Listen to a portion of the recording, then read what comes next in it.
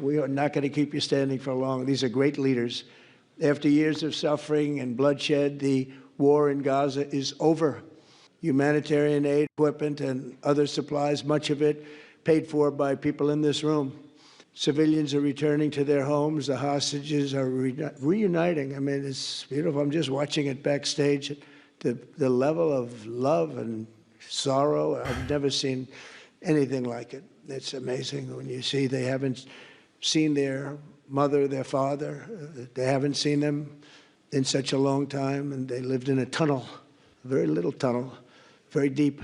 And the level of love is just incredible. It's a beautiful thing to see. It's, in one sense, it's so horrible that it could have taken place, but in another sense, it's so beautiful to see. A new and beautiful day is rising, and now the rebuilding begins. The rebuilding is maybe going to be the easiest part. I think we've done a lot of the hardest part because the rest comes together. We all know how to rebuild, and we know how to build better than anybody in the world. I want to express my tremendous gratitude to the Arab and Muslim nations who helped make this incredible breakthrough possible. And you really did. To President El-Sisi of Egypt, I also want to thank the president for the escort of 6 fighter jets. Oh, we looked out the window, we said, I hope they're friendly, and they turned out to be very friendly. But we had 3 on each side, and they are beauties right out of the great, really American manufacturing hub. We make the greatest military equipment in the world. We have the strongest military in the world by far. And I knew exactly what those planes were, and I knew exactly how much you paid for those planes, too. You paid a lot, but you got a pretty good deal. And they are great planes, and we just appreciate it. That was quite an escort in. That was very impressive. But Air Force One was really, it was covered with Egyptian desert. Just a few months ago, if you think about it, just a few months ago, it was Egyptian desert, and now it was just a few feet off our window.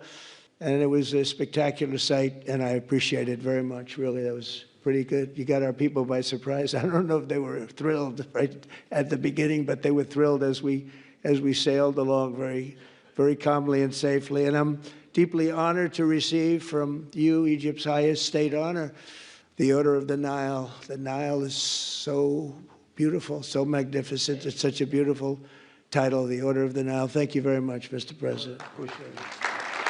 Great honor.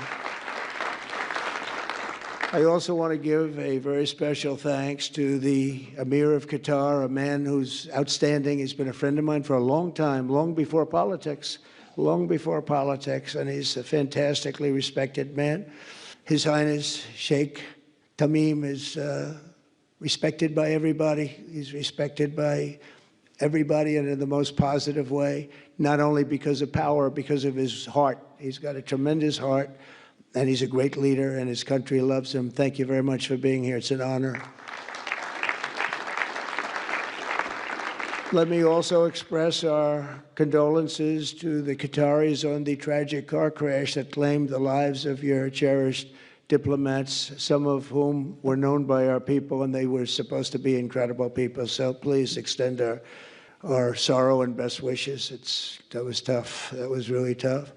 On this extraordinary occasion, I also want to give our sincere thanks to President Erdogan of Turkey. He's always there when I need him. He's such a tough guy. He is tough as you can be, but we love him. And when they have a problem with you, they always call me to handle it.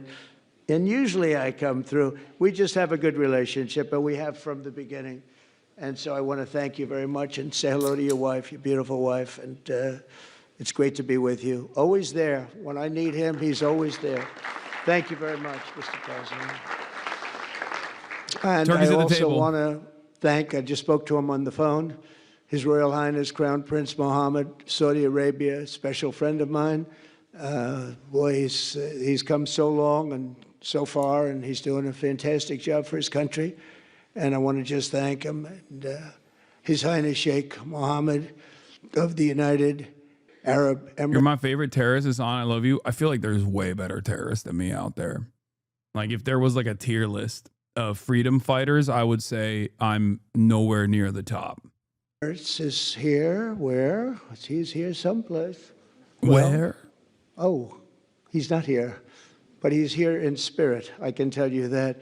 And he's been another one. He's been absolutely incredible, and we appreciate it very much.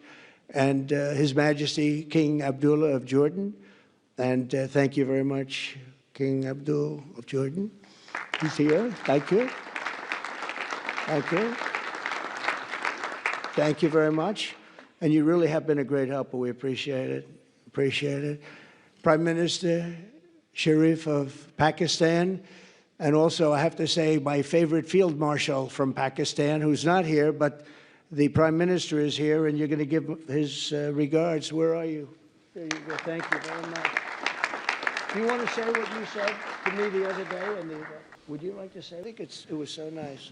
Thank you very much, my dear President Trump, my dear brother President Fatil Sisi of Egypt, Majesty's Highness. Bro, am I crazy? It feels like it feels like there is an environment of uncertainty and fear here. You know what I mean? Everyone's like, "Oh God, oh okay, yes, I love you, Mr. President. I told you in confidence that I love you." Is crazy. Excellencies, ladies and gentlemen, Assalamu alaikum, and a very good evening.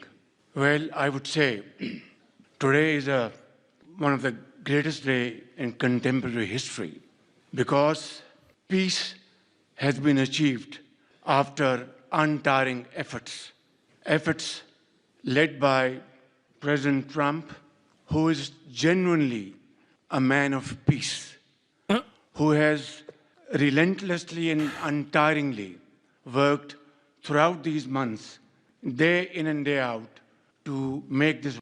Bro, I can't get over the the audacity, the performance, the spectacle. Like, Gaza is reduced to rubble. Israel has deployed 13 atom bombs worth of munitions on this tiny sliver of land. Okay? On this tiny sliver of land. And you have all of these world leaders that are like patting themselves on the back, talking about how spectacular this is, how peaceful Trump is. It's Trump's weapons. It's the American weapons that caused this death and destruction, this genocide. And virtually all of these leaders have to sit there and act as though, you know, what we all saw happening did not actually happen. And that now we have finally gotten to a position where we've finally gotten to a place where, like, oh, pure peace is taking place. The chutzpah, if you will. Is that woman covering her nostrils with the smell from Trump? I don't know what the Georgia Maloney is doing, to be fair. I don't even know what she's doing there. I don't know what she's doing in general. Also, $38 billion. The U.S. could have forced Israel to accept the ceasefire 2 years ago. Instead, it spent $38 billion enabling Israel's genocide of Palestinians in Gaza and fighting a regional war on Israel's behalf. I mean, when you talk about Maloney, why the is the FIFA president there, bro? That's even more crazy. People were saying, what's his face? Infantino or whatever is there too. The f is he doing? I guess he's just like, it's the corruption summit. So he has to be there. You know what I mean? It's like, if there is corruption happening anywhere, you know FIFA has to take a role. World, a place to live with peace and prosperity.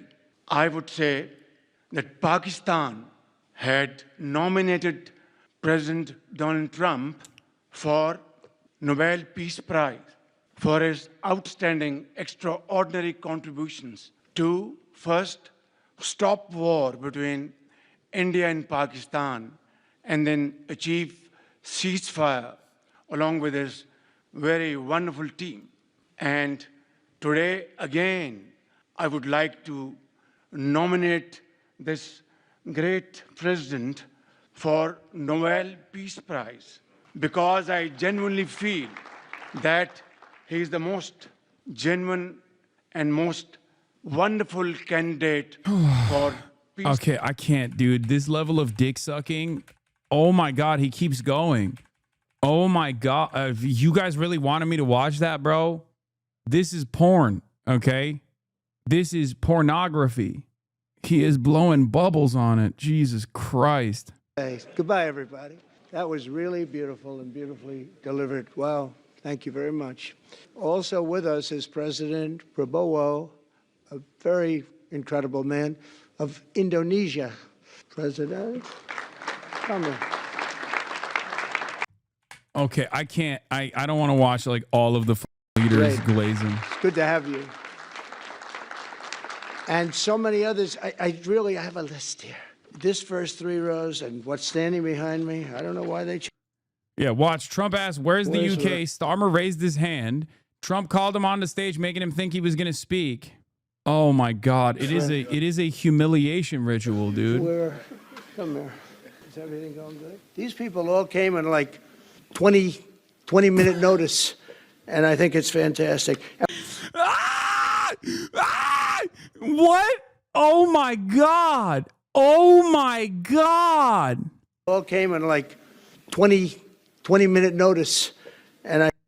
Brother, are you for real? And then Mark Carney starts laughing. Look at him. Came in like... Look at Mark Carney's face. 20-minute notice.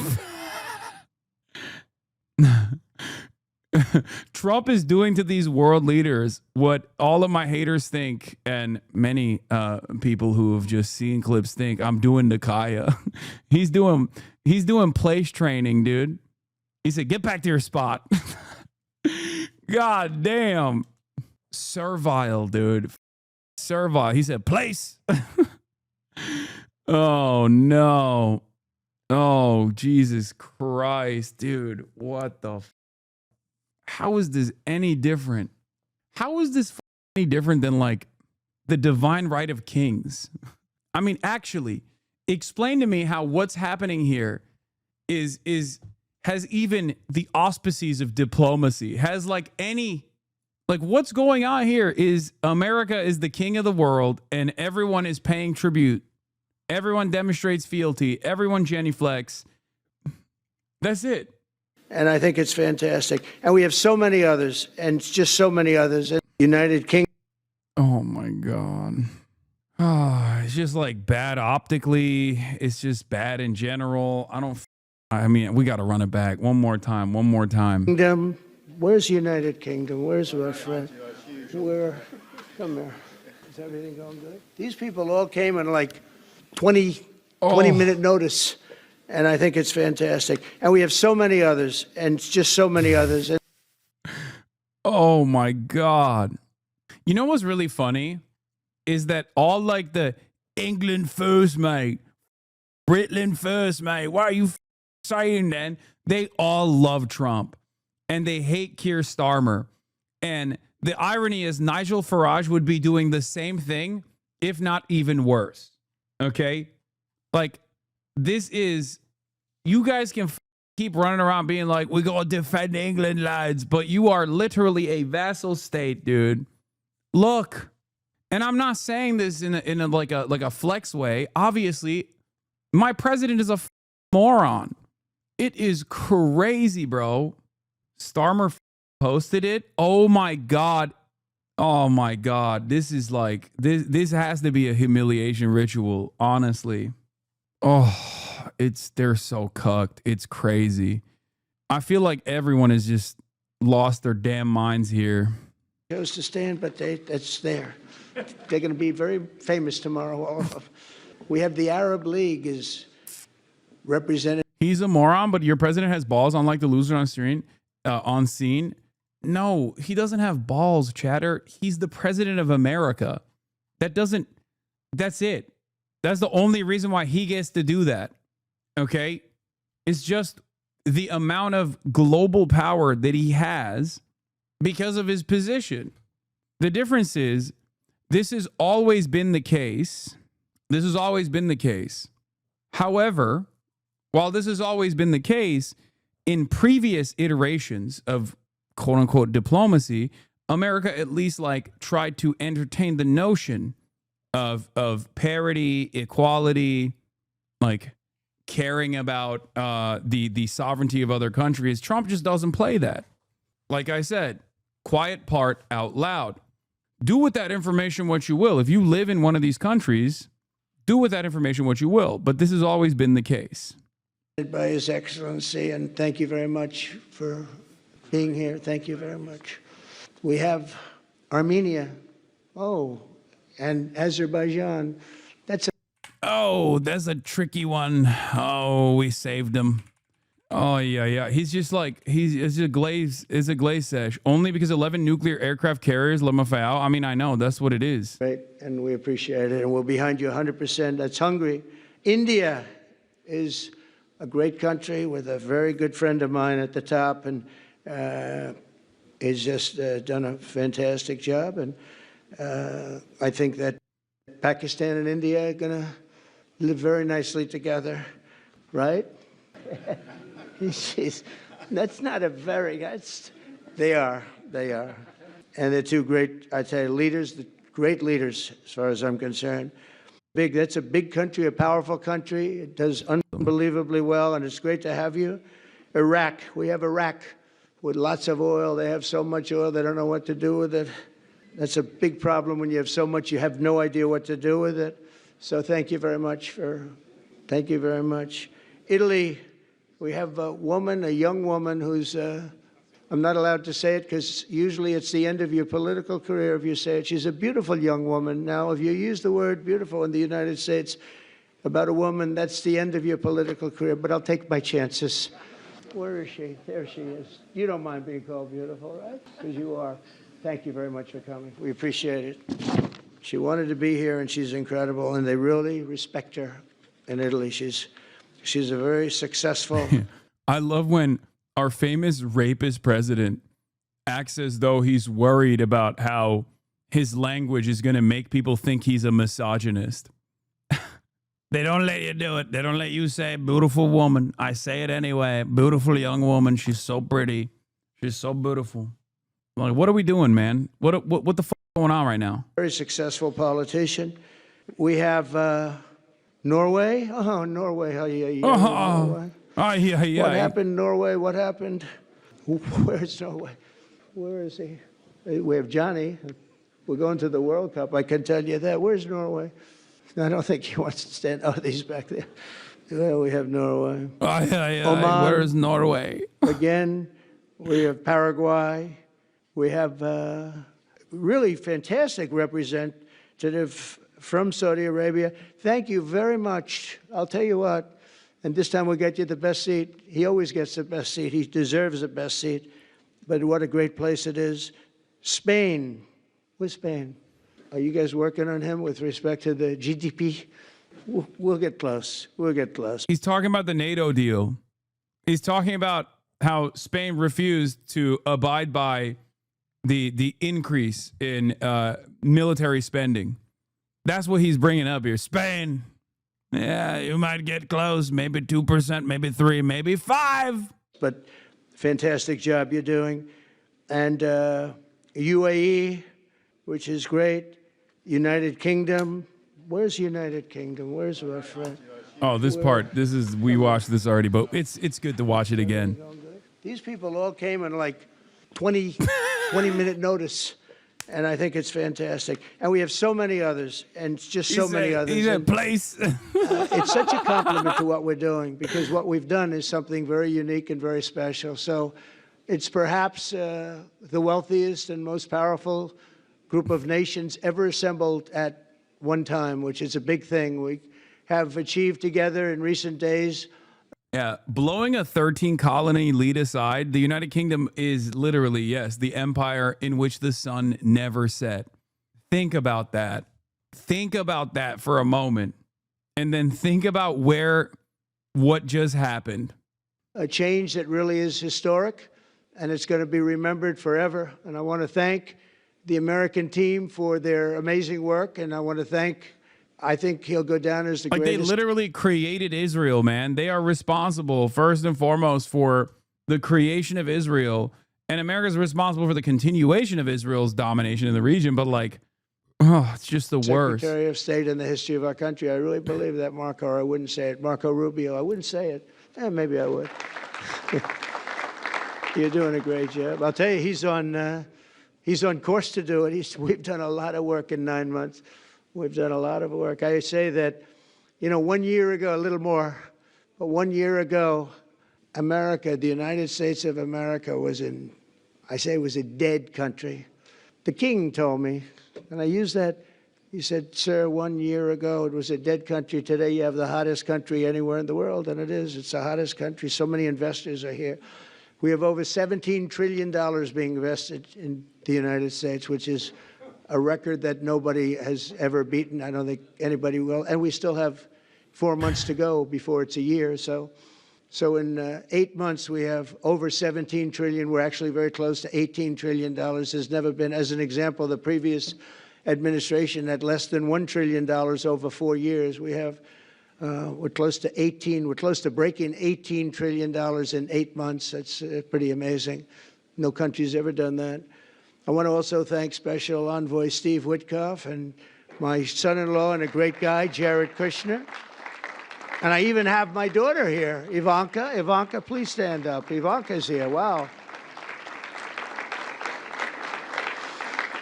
Thank you. Thank you, Ivanka. We have a great team, and we have, as you know, General Raisin Kane. We have John Radcliffe. We have Tom Barrack. We have really a lot of good talent. We have Pete Hegseth, who's now Department of War as opposed to Department of Defense. We made a little change. Somehow I like the name better, so do you, so do a lot of people. But the momentous breakthrough that we're here to celebrate tonight is more than the end of the war in Gaza. It's with God's help. It'll be the new beginning for an entire beautiful Middle East. From this moment forward, we can build a region that's strong and stable and prosperous and united in rejecting the path of terror once and for all. We want to get rid of the terror and get on to other things. There are many other things in life that are so good. The final sprint to this deal began less than 3 weeks ago on the sidelines of the United Nations in New York. I met with many of the people in this room, and it all just started coming together. I've known so many of you for so long. You're friends of mine. You're great people. I have a couple I don't like in particular, but I won't tell you who. I have actually a few of them I don't like at all, but you'll never find out who they are. Well, maybe you will, come to think of it. But I have most of you who I like a lot and I respect a lot. Maybe that's more important. We listened and we exchanged ideas and we kept pushing forward until the job was done. And the first steps to peace are always the hardest. And today we've taken them and we've put them all together and we've come up with this beautiful mix like nobody thought was possible. And as you know, I've just come from Israel. It was an amazing day to watch the hostages come in and to watch all of the other things and do all of the other things that we did. And like all of us here this evening, the Israeli people are overjoyed that the war has ended. Many of you have had dancing in the streets. They had dancing in the streets. And they've been dancing for weeks now once they heard about this and they heard that it was even a possibility. They're elated at the arrival of the hostages and excited to begin this new chapter for the entire region, and it's going to be that. And they are going to be great partners, and I hope everybody's going to join the Abraham Accord. I like to say the Avraham. I love Avraham, but somehow it doesn't sound as good when I say it as it does when some of my other friends say it who are from the region. But we're going to get a lot of people joining the Abraham Accords. We have the 4 great nations that did it early on, and they stayed with it. And then you had the Biden administration, which is the worst administration in the history of our country, and obviously they did nothing on that and anything else. And so it stayed at 4, and now a lot of people, even today, they're talking about all joining up. So many people have talked to me about that, and it's going to be a great tribute to really the United States. I mean, the United States has worked very hard in the Middle East, so it would be a tribute to us and to Jared and to Steve and to all of the people, Marco, all of the people that have worked so hard on that. And it really is going to it's going to guarantee that it all stays together. You're going to do well because the 4 nations do very well. I mean, they do extremely, they're wealthy, but they're a lot wealthier because of it. So I hope everybody's now joining up. Now we have no excuses. We don't have a Gaza and we don't have an Iran as an excuse. That was a good excuse, but we don't have that anymore. All the momentum now is toward a great, glorious, and lasting peace.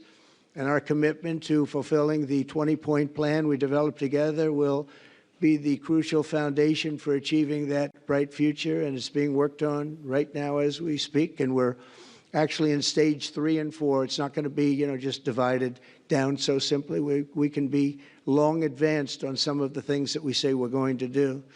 We can take them out of order in a positive way, and we've shown how it can be done with responsible nations like the people in this room, these incredible people in this room, setting aside their differences, seeking common ground, and pursuing a better world for all of us. And that spirit's my dream, that we all get together and enjoy our life. And we're going to put some of you on the Board of Peace. Everybody wants to be on the Board of Peace. They said, would you be the chairman? I say, I'm pretty busy too. But whatever we can do to have peace in the Middle East, it's worth it. But everybody wants to go on the Board of Peace, so we're probably going to enlarge it. We're going to get, and the leaders, the top people, the top leaders, they want to be on the board. I think while his narcissism and his grand desire to do deal making and be seen as like a deal maker, a peace guy, and his interest in doing PR for Israel might have pushed the Trump administration over the finish line to press Israel to finally say it's over. Having said that, he is such a malleable figure that do I think that this Board of Peace is actually going to be anything but like a British viceroy that is tasked with dominating the Palestinians at the behest of Israel? It's the most easily manipulated group of people, especially with Trump. Tony Blair already is an Omega Zionist. I mean, he is directly working with Larry Ellison. Larry Ellison has him by the balls, $300 million to the Blair Institute. Tony Blair was also working with Boston Consulting Group when they were putting forward different plans of what they can do post-ethnic cleansing, completion of the Gaza Strip. He also played a role in the Gaza Holocaust Fund, GHF, Gaza Humanitarian Foundation. All of that, regardless of Benjamin Netanyahu saying Tony Blair is a non-starter, I think that there is not a lot of friction between Tony Blair and Zionists in general in terms of their grand design on how to dominate the Palestinians. Yeah, here's Edinger Mentum. If this ceasefire holds, Donald Trump will have accomplished something that his own opponent spent years saying was so profoundly unachievable that it made endless taxpayer-supported war the only option. They will have nobody to blame but themselves. The question ahead now is if they go with the Blinken CYA line, that this deal was a product of Trump following through with the conflicts his admin started, a blatant lie given that the deal was reached through pressure on Netanyahu, or finally admit that Biden was inept. There's still a lot of daylight to be found. The deal's end goal is making Gaza a Qatari economic colony run by Tony Blair, but that's never going to become an issue if the party line is the only mistake we made was not bombing Iran earlier. New York Times op-ed affirming what you said earlier. Israel's botched attempt to assassinate members of the Hamas leadership in Qatar began a cascade of events that led Trump and his Qatari, Egyptian, and Turkish counterparts to pressure Israel and Hamas into signing onto a framework agreement. Yeah, I think one of the biggest missteps here was Benjamin Netanyahu bombing Qatar after Qatar had given Trump a $400 million jet. I know that sounds so stupid, but this goes back to Trump 1, okay? When under Trump 1, the only country in the Gulf Cooperative Council that didn't actually directly glad handle and directly pump bribes into Jared Kushner was Qatar. And they realized then, oh my God, we just have to pay the piper. This is just how it is. Okay? So this time they did. And it's paying dividends. I'm not even kidding when I say this. I think Qatar giving Donald Trump a straightforward bribe played a big role. Peace, a beautiful term. At first I wasn't sure, and then I realized how beautiful it is. And for the people of Gaza, the focus now must be on restoring the basics of a good life. We're going to have a lot of money coming into Gaza and a lot of rebuilding and building. It's not so much rebuilding, it's really building, cleaning up and building. And I'm pleased to announce that numerous countries of great wealth and power and dignity have come forward to me, and just today and over the last week, to say they want to help in the reconstruction of Gaza, putting up whatever money is necessary. And the money is, of course, it's a lot of money, but it's not much compared to the value or the wealth of these tremendous countries. and they are ensuring stability and success in the Middle East. So when you think about it, it's a very, very small amount of money is necessary, relatively speaking. And as those commitments are made, I'm going to let the world know who is doing it, because they really deserve great credit for doing it, and they're going to do something that's really monumental. This is a monumental day. This is a monumental moment in the history of the world beyond the Middle East. We've all agreed that supporting Gaza must be done to lift up the people themselves, but we don't want to fund anything having to do with bloodshed, hatred, or terror, as has happened in the past. And for the same reason, we're also agreed that Gaza's reconstruction requires that it be demilitarized and that a new, honest civilian police force must be allowed to create a safe condition for the people in Gaza. As I said earlier, I intend to be a partner in securing a better future. We're going to be working, you're going to be working with the United States, and we're going to make sure that the Middle East is going to be a safe and secure place. It's a very important place in the world, means so much. There were so many people who said the Middle East, and this has been going for many, many decades. I've read it many times, that World War III will begin in the Middle East. It's not going to happen. That's not going to happen. There was a time that you would have thought it could have, but it's not going to happen. There won't be World War III, hopefully at all, but it's not going to start in the Middle East. We're not going to have a World War III if we're smart. There'll never be a World War III. Our work begins right here and right now. From ancient times, this region has been extraordinarily mixed with respect to people, culture, religions, all of the different elements of national characters, unlike maybe anywhere else on earth. And for 3,000 years, there's been conflict. For whatever reason, there's been tremendous conflict, always conflict. But today, for the first time anyone can remember, we have a once-in-a-lifetime chance to put the old feuds and bitter hatreds behind us. And that's why so many people in this room, they didn't get along. Some did, some didn't, but they're getting along now. This has brought the people together. This is the first time the Middle East crisis has brought people together as opposed to driving them apart. And to declare that our future will not be ruled by the fights of the generations past, which is foolish. So together, let us continue in the spirit of cooperation and goodwill that has finally brought us to this incredible, historic breakthrough. If we do together, we will reach the Middle East's incredible destiny, a safe and prosperous and beautiful crossroads of culture and commerce, faith in humanity and geographic center. This will be the geographic center of the world. So I just want to thank everybody for being here. I want to thank you all for what you've done and for this quick notice. It all came together just at one little period. It just came together. It's the greatest deals happen that way. If you do anything about deals, that's all I've done all my life is deals. Oh, my God. The greatest deals just sort of happen.